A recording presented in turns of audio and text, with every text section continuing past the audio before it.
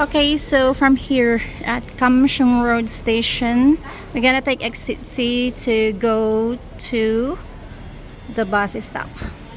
Tara na guys! We're gonna take bus 64K to Tai Po Market Station. Okay, the bus is here. Kano pamasahe dito? 9.2, okay.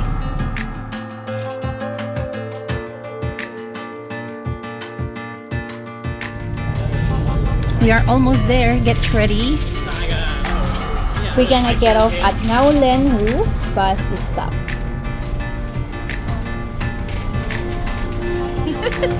Yes. Let go.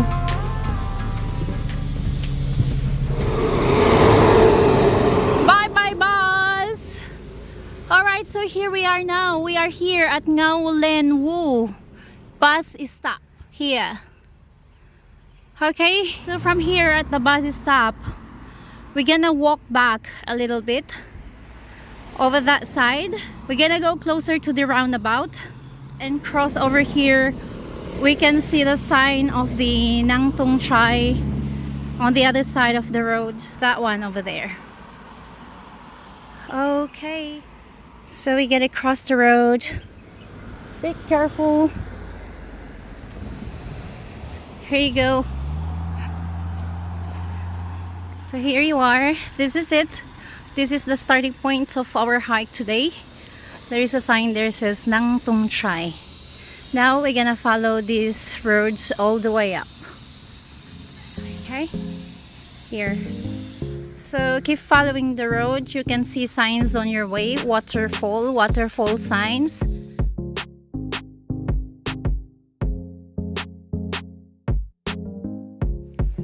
Okay, so when we arrive on this part, we're gonna take the path on the right side.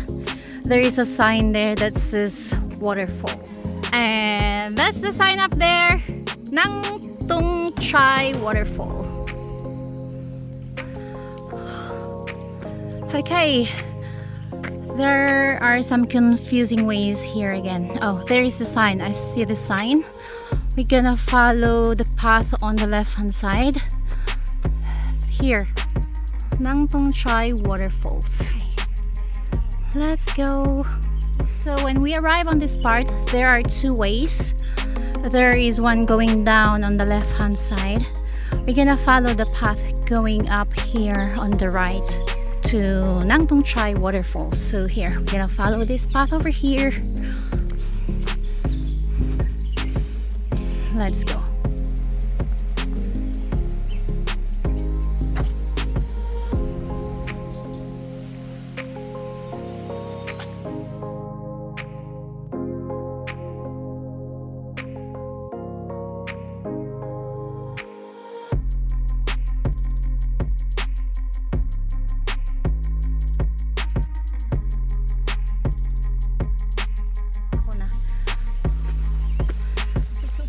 Some signs over here now, so we're still following Tai Mo Shan via waterfalls and Ng Tung Chai Waterfalls, so we are still following those signs.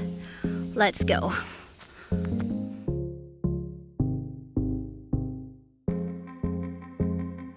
We arrive here at the bottom falls. We're gonna go and visit the bottom fall. Ayan na siya. This is it. We arrived here at the bottom falls. There is another deeper pool at the top. I want to go there too.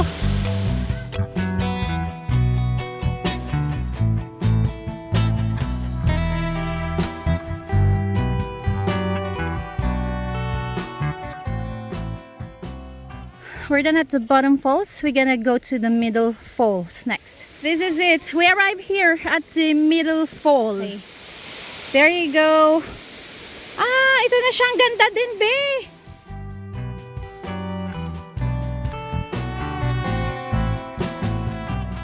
It's a very nice falls. Now we're gonna continue going up to the third one.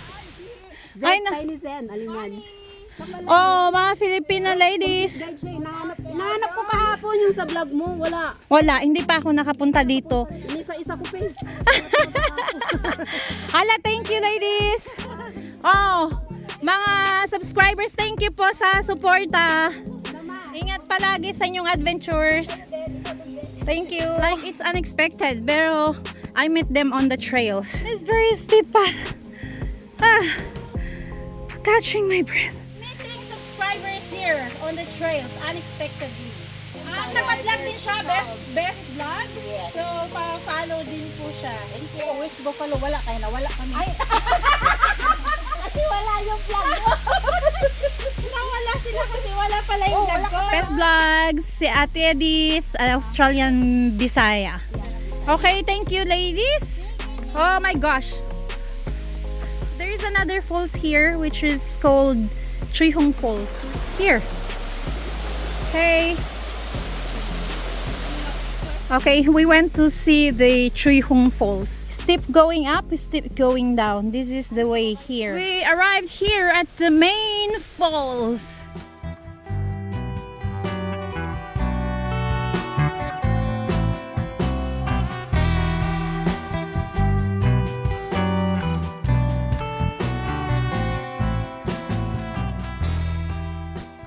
We're gonna continue going up to visit another falls, the Scatter Fall.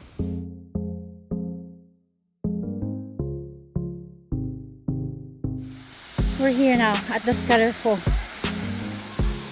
There you go. All right, let's go closer. There is also a cave there.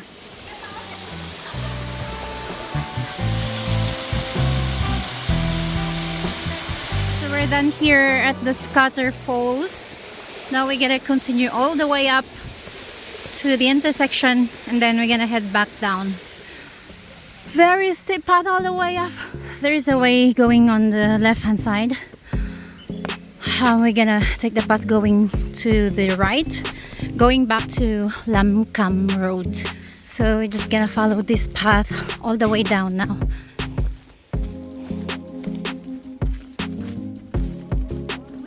Here at the intersection, you can see some signs here now. There is one that goes up to Tai Mo Shan. We are not taking that. And there are signs here. We're gonna take the Lam Kam Road, not via waterfalls. It's 1 hour. So that is our way going home. Okay, let's take this path here. Go straight down. Let's go. Pauwi na po kami.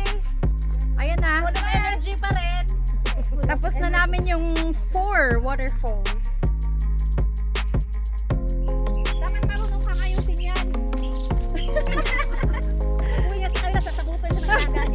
Ang cute.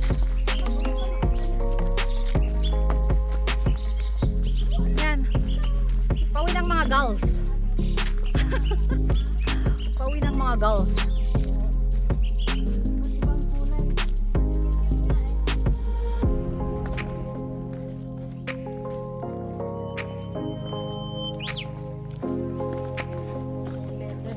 Tai Mo Shan via Nut Waterfalls. So this is the path we took coming down, and now we are back here at the main path. So from here we're gonna head back to the bus stop. Yes, we're gonna follow Lam Kam Road. Okay. So let's go on the left.